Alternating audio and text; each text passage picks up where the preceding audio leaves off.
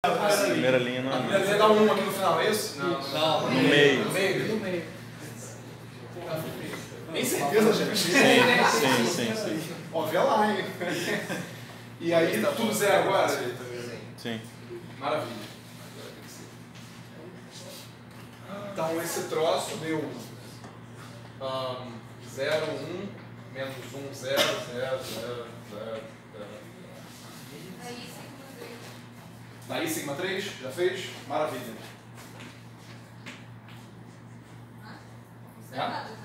Não, confere aí, gente. É isso mesmo. É isso aí mesmo. Ou seja, opa, vou descer na linha de baixo. A gente calculou, portanto, comutador de sigma 2, que deu I. Eu vou forçar a barra. Se vocês fizerem os outros comutadores, vocês vão ver que é epsilon, né? 1, 2, 3, sigma 3. Portanto, a gente acabou de obter explicitamente, vocês poderiam fazer por tentativa e erro, tentando encontrar matrizes 3x3 que satisfaçam os vínculos, blá blá blá. Mas a gente encontrou explicitamente matrizes 3x3, não mais 2x2, que satisfazem a álgebra do SU2. Né? Então não existem só matrizes 2x2 que satisfazem, as matrizes 3x3 também. A gente vai ver que existem outras ordens, ou seja, é possível representar o SU2 num espaço vetorial de dimensão 2, é possível representar o SU2 num espaço vetorial de dimensão 3, e a gente vai ver também os diferentes espaços, pelo menos as dimensões dos espaços, em que a gente pode representar os SUN. A gente vai descobrir hoje, se der tempo. Deve dar. A gente descobre amanhã, não tem problema.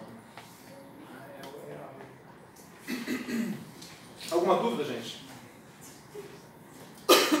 Antes disso, eu vou mostrar uma outra representação que a gente ganha, que é importante, em espaço de mesma dimensão. Então a gente vai agora aprender, a gente já sabe a fundamental, que é a mais simples, é a menor que tem. Dada a fundamental, a gente ganha uma praticamente de graça, que a gente vai ver agora, que é a antifundamental. E a gente, antes de seguir para a construção de representações maiores, a gente vai falar da adjunta. A adjunta é muito importante. Oi? Isso aqui seria, ele deu spoiler, não gostei, não vou falar alto, talvez muita gente não tenha. Isso era pra ser uma surpresa, você estragou a surpresa. São estraga prazeres.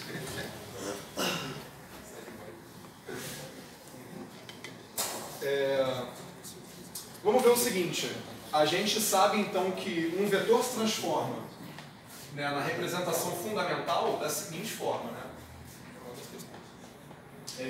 Suprimindo os índices. Então eu vou tomar o conjugado disso. Conjugado complexo, não Dagger. Né?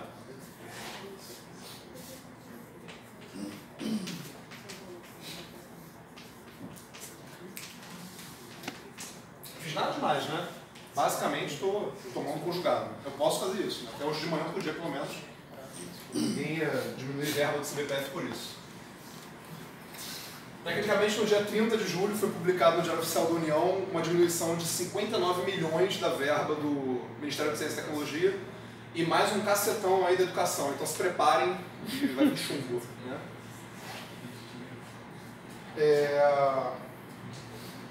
Voltando. Só sem querer, desculpa. Estou me controlando, mas... Vamos então escrever, a gente sabe que essa R aqui é, né? Essa R não é um R qualquer. Se eu estou falando que esse cara que está se transformando sob SUN, ele é uma transformação de SUN. A gente sabe que a gente pode escrever as transformações de SUN como exponencial de θ a TA. Né? E parâmetro gerador, é assim que eu decoro, para vocês decorarem.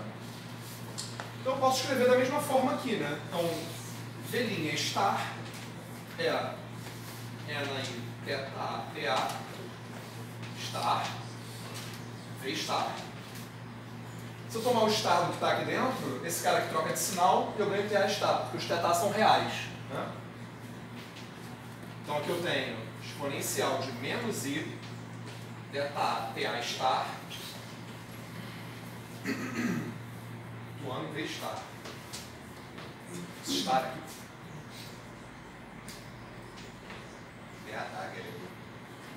Estou tomando star, não é Dagger.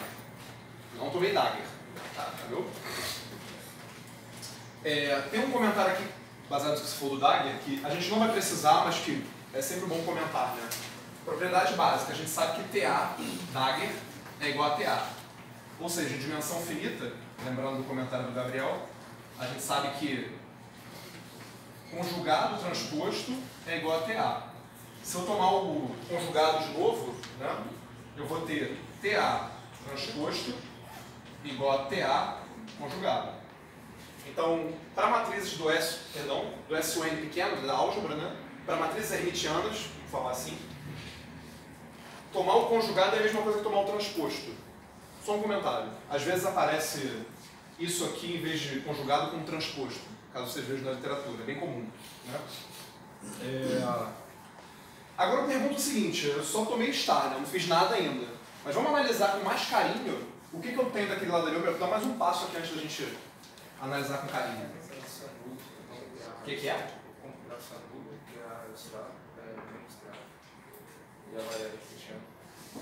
Não, mas a gente não vai precisar. Não vai precisar. Vou botar esse sinal de menos e constar aqui dentro. Só passei para dentro, né? Nada demais. Maravilha. Guardar isso aqui. Vamos seguir adiante. Nesse assunto, a gente não vai mudar de assunto não, calma.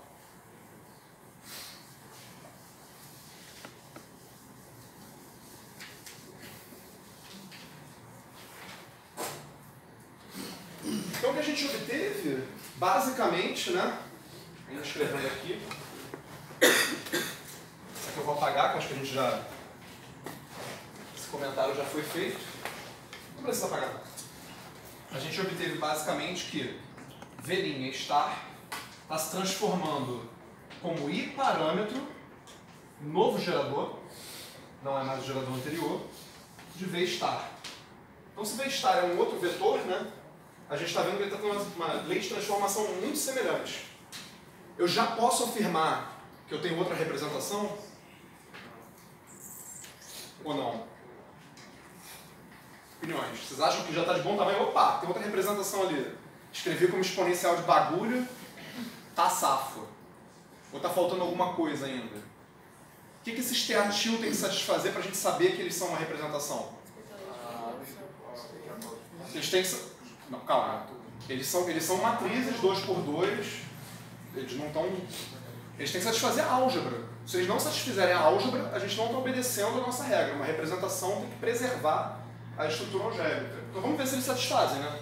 Se eles satisfizerem, Brasil. Se não satisfizerem, perdemos tempo. Vão satisfazer.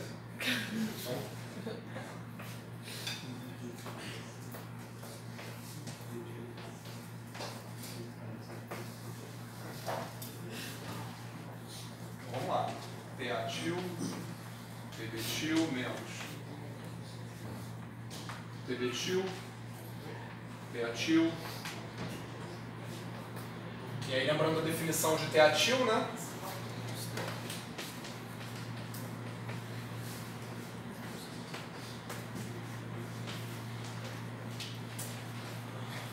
É isso aqui, né? Que eu defini ali?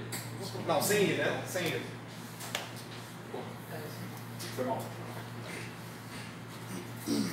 Dormi. Sinal de menos só, né?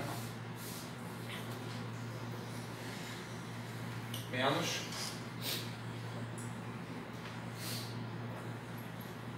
E aí, de novo, agora.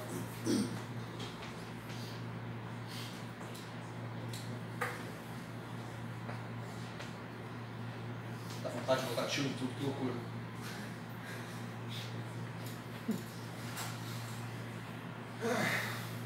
Então, bem, isso aqui vai dar mais, até hoje de manhã, menos com menos era mais, né? Então, TA estar, TD estar, dá mais também. Não faz nada errado, não, gente?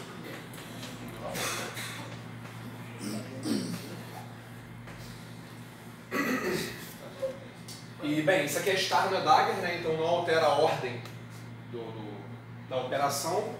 Isso aqui é a mesma coisa que em passos tão lentos que dão sono. Opa, e mesmo assim eu erro.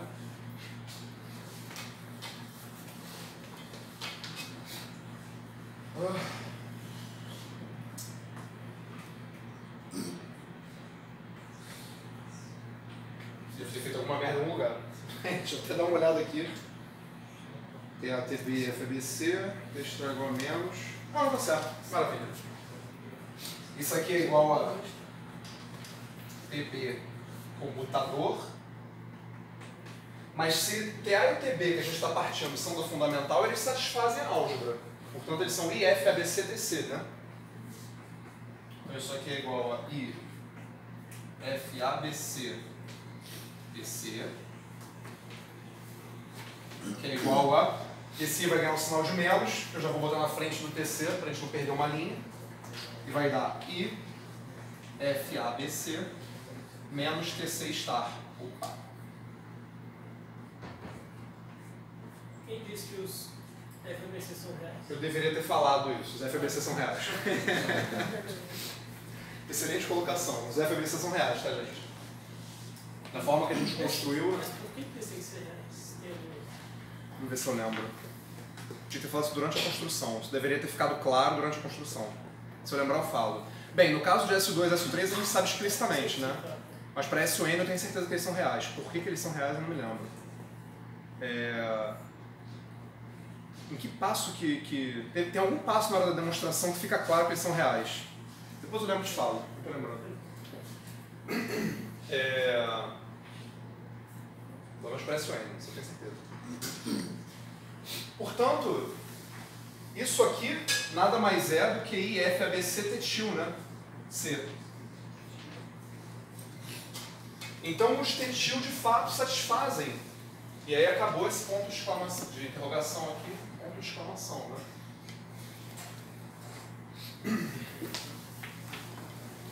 Então a gente acabou de ganhar outra representação de mesma dimensão.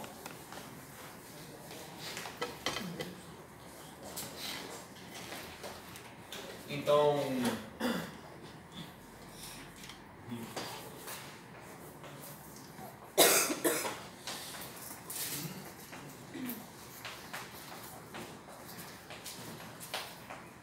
antifundamental.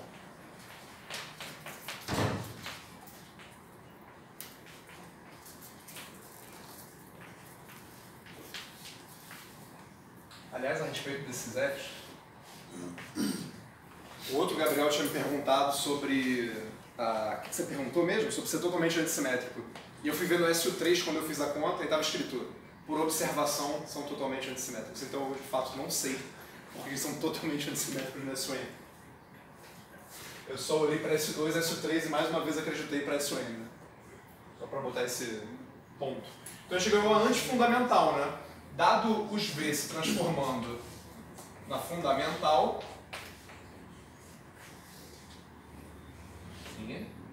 a gente sabe agora que os V' star se transformam genuinamente numa representação tetil,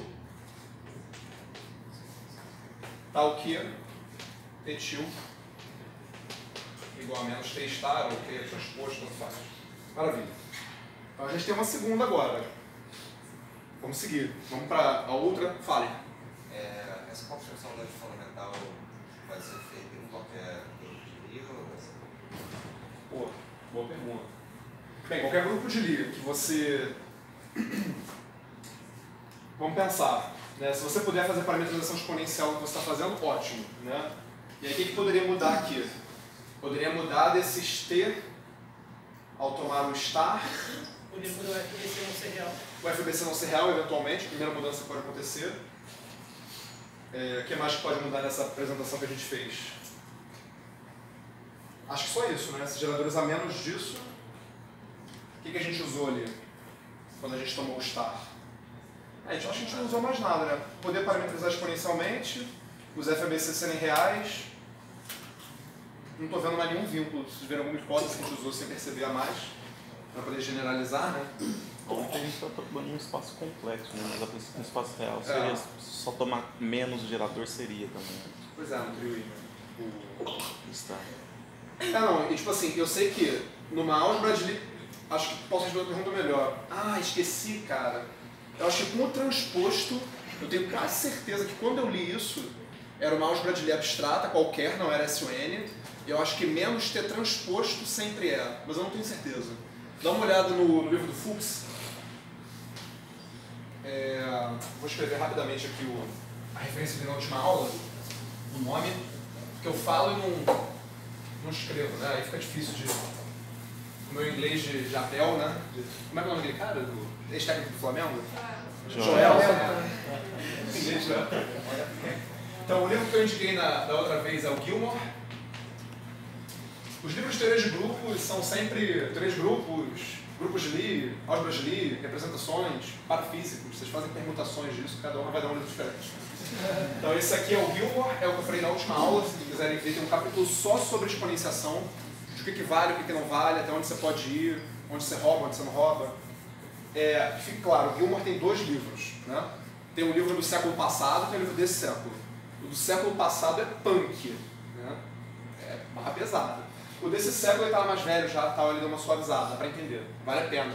E está escrito para físicos e engenheiros. Pelo tamanho, dá para ler mesmo. Beleza, né?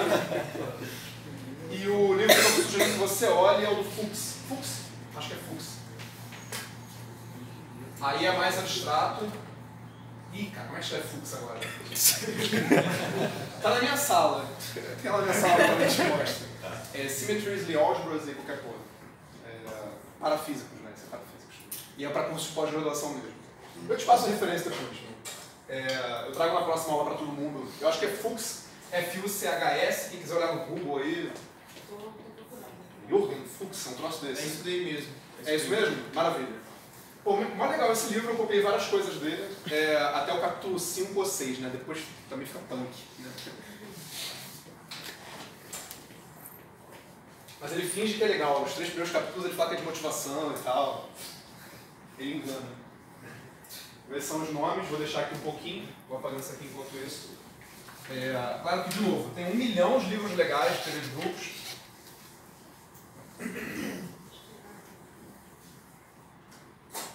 Deixa eu ver se eu penso mais algum. Tem os clássicos, né? Não, tá bom. Se precisar, eu faço uma coisa mais específica. Opa. Olha aí o Georgii. O Georgii tem um monte de referência. É mais fácil. Questão de gosto isso aí. Os que o passa são muito interessantes, cara. Assim, você consegue entender um capítulo de cada um deles, assim, pra pensar. O do File também. Vamos lá, representação adjunta então. Vou botar o nome logo e vamos discutir. Representação adjunta foi uma pergunta que eu me fiz. Essa abordagem que eu faço aqui é diferente das que eu costumo ver, mas não é... Talvez seja do Fuchs.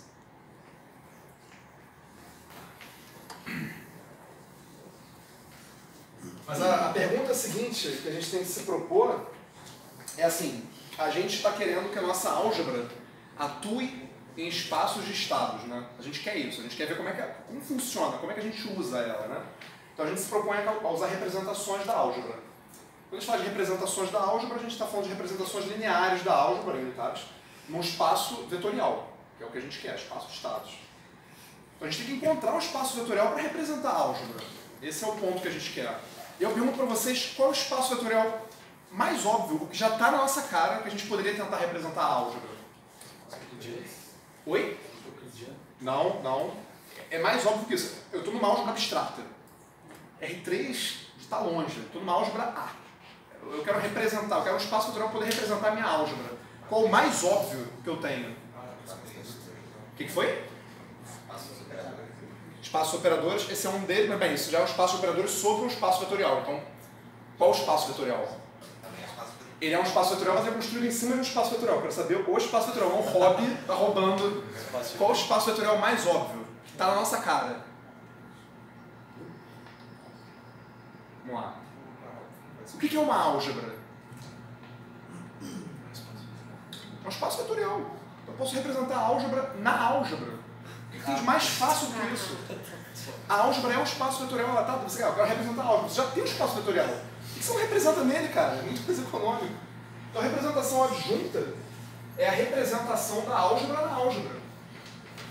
Rep da álgebra. Da álgebra. Na álgebra.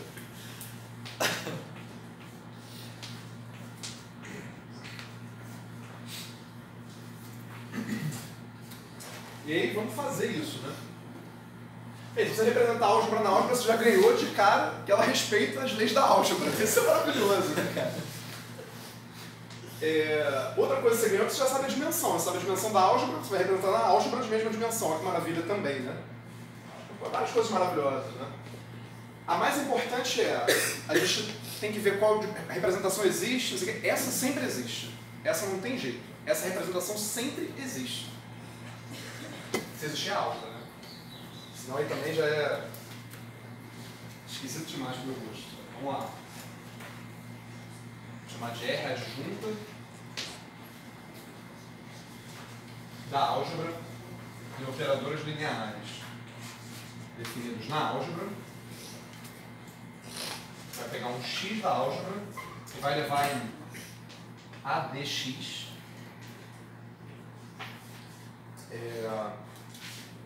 Aqui de novo, né? ADX então é um cara que pega elementos da álgebra e leva na álgebra. Esse desenho é o desenho que eu gosto de fazer, que faz a minha cabeça ficar mais organizada. E essa função aqui, esse operador, ele pega um y e leva em AD, índice x, atuando em y, e eu vou definir agora quem é esse AD, né? Vamos apagar isso aqui. Tá, o que é AD, índice x, atuando em y, é, adivinhe? Adivinhe? Oi? Computador de x com y. O que tem de mais prático do que isso, gente? Um luz só. Isso é o que a gente chama de mapa adjunto, né?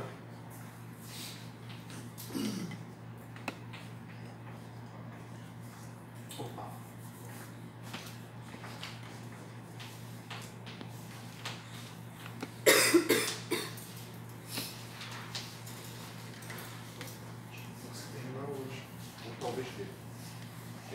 Se a gente quer saber agora como é que essa representação funciona, o que a gente tem que fazer de forma mais simples? Eu quero entender esse espaço vetorial esquisito. O que eu tenho que olhar? Para onde eu tenho que olhar? Eu quero entender um espaço vetorial. Para a base. Né? A gente tem que olhar diretamente para a base. Se a gente entender como é que esse mapa funciona na base, a gente já conhece o espaço todo. É assim que a gente faz no linear. Então vamos calcular esse mapa na base. Eu vou colocar um lembrete, né, da álgebra linear da Tieteteca do segundo período, porque eu esqueci isso várias vezes quando estava fazendo essa conta, eu tive que fazer um monte de rabisco, né? Então eu vou colocar o lembrete. Então, se a gente tem um operador linear atuando no elemento da base αj, vou botar até a soma.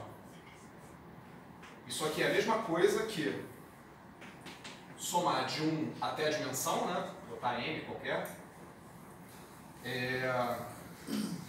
De elemento de matriz A e J, atuando em beta-i, onde beta-i é a base do outro espaço, que nesse caso é a mesma base que essa, né? Está atuando do espaço no espaço. Então o operador linear atuando numa base dá elemento de matriz atuando na base com esses índices aí, né? Por mais que a gente às vezes se confunda, que nem eu me confundi, troquei o i pelo j. Então beleza, vamos lembrar disso aqui.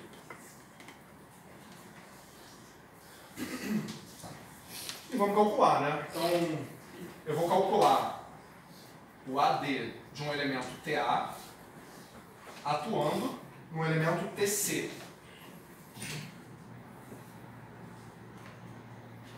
Então, bem, AD de elemento TA atuando no elemento TC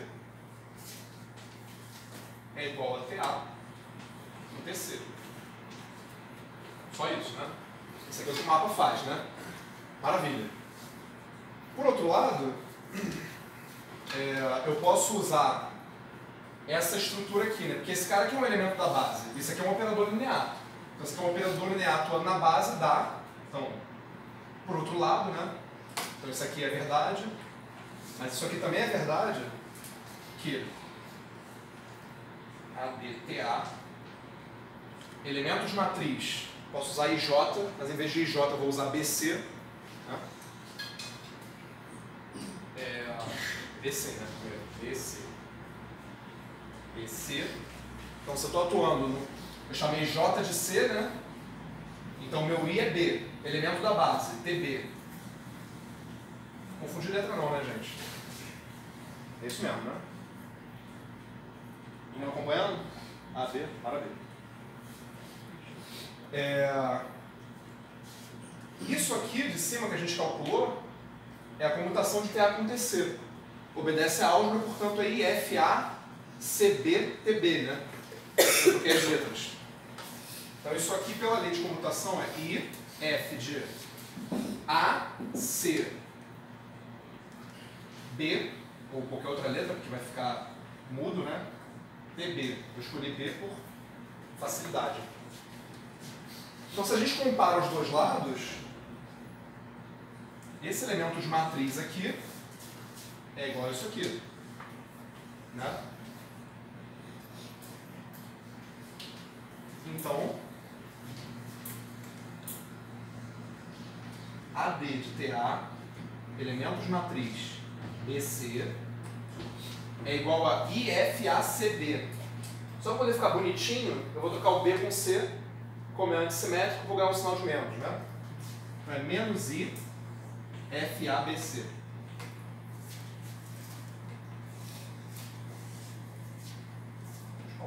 Fechou. Então, a gente propôs uma representação óbvia, que o espaço já existe sempre, senão a gente já tem a álgebra. A gente propôs uma forma de fazer isso e viu que o elemento de matriz desse novo gerador nessa nova representação, perdão, desse gerador nessa nova representação, é dado pelas próprias constantes de estrutura. Né? Oi. Pode repetir o que aconteceu naquela igualdade aqui? Aquela ali, qual é? A primeira da última linha. Aqui? Não. A primeira da última linha? Aqui. Aqui é o seguinte, eu tenho um operador A atuando no elemento da base TC, alfa J. Né?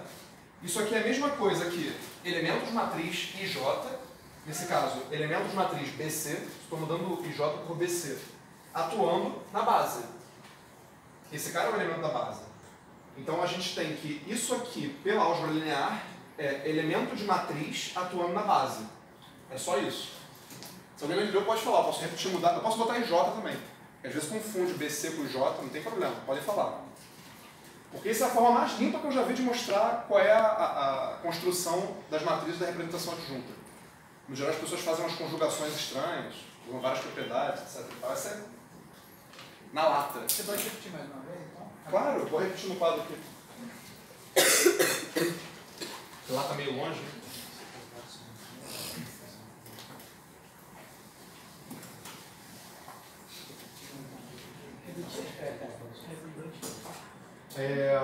Então, de novo, a gente tem a lei A de x atuando em y é igual a x com y. A gente sabe que tem aquele somatório ali que eu estou negligenciando, mas a gente sabe como é que tem a relação do operador, né? Então vamos chamar aqui A atuando em alfa j, vou usar os j's lá, peraí. Em alfa C, né? É mais fácil. Eu vou trocar o outro por j, né? Ah, ok. É igual a AIJ, beta I. Elemento da base, operador, elementos de matriz. Quem é o nosso operador A? É o AD de TA. Então, esse A aqui, eu vou chamar de AD de TA. AD de TA é um cara só, né? Que é o nosso Azão. Quem é o nosso elemento da base? Alfa J. É um TJ, né? Porque na álgebra de Lie, vou botar assim, como é que eu botei ali? AD de TA atuando no elemento da base, TJ, que numa álgebra de Lie, os elementos da base são os próprios geradores, né? Se eu continuar aqui, seguindo essa estrutura, eu vou ter elemento de matriz desse operador aqui, né? E eu vou botar assim. AD de TA, que é meu operador, isso aqui tudo é um operador, né? Elemento de matriz IJ, atuando na outra base. Só que, bem, estou levando da álgebra na álgebra. Quem é a base da álgebra? Os próprios T's. Vou obedecer o índice I. Então, beleza. A atuação do operador na base do meu espaço vetorial está me dando elemento de matriz com esses índices atuando na base do meu outro espaço vetorial, que por acaso é o mesmo. Né? Por outro lado, a gente tem a definição do mapa adjunto, que é o que eu faço com isso aqui. Eu faço com isso aqui o que a minha definição manda. Né? Então, o A de TA, aqui no lugar do X, vai me dar o cara que está aqui embaixo, o TA, no lugar do X, e em quem ele está atuando, né? TJ. Tem que ser igual ao lado direito, né? O lado esquerdo não pode, de repente, se tornar diferente do lado direito. Elemento IJ e I. Maravilha. Mas isso aqui é o comutador dos elementos da base. Ele tem necessariamente que satisfazer a lei da álgebra, a lei de comutação.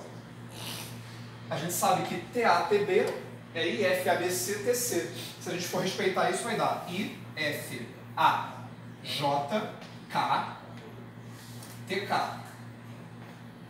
Só que eu quero comparar com o lado de lá, né? Então, se isso aqui está escrito na base TI, eu vou pegar esse índice que está saturado, que é mudo, eu vou chamar ele de I. Agora eu tenho um elemento aqui e um outro elemento aqui, atuando na mesma base. O meu espaço vetorial é de dimensão finita. Portanto, esse elemento é igual a esse. Né? Então, A de... Opa, horrível.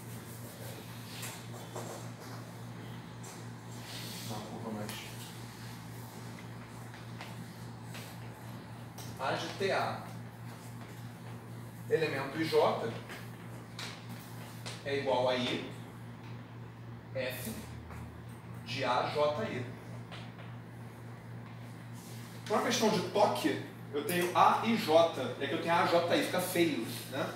Então eu vou usar menos I, F, A e J. Acabou. É isso. Beleza? Desculpem a baguncinha, né? Baguncinha é maneira aqui. Então, maravilha, a gente acabou de obter, né? Acabou de representar, então, uma álgebra qualquer num novo espaço vetorial, que é a própria álgebra. Né? E a gente sabe qual é a dimensão dessa álgebra. A gente está falando de SUN, por exemplo. A dimensão da álgebra é n ao quadrado menos 1. Né? Então, se a gente está falando de SU2, né? Qual é a dimensão do SUN? É o número de elementos da base. Qual é o número de elementos da base? É o número de parâmetros que a gente precisa para caracterizar a transformação mais geral. E a gente já calculou isso. Então, no SUN, a gente sabe que tem... Essa é a dimensão, né?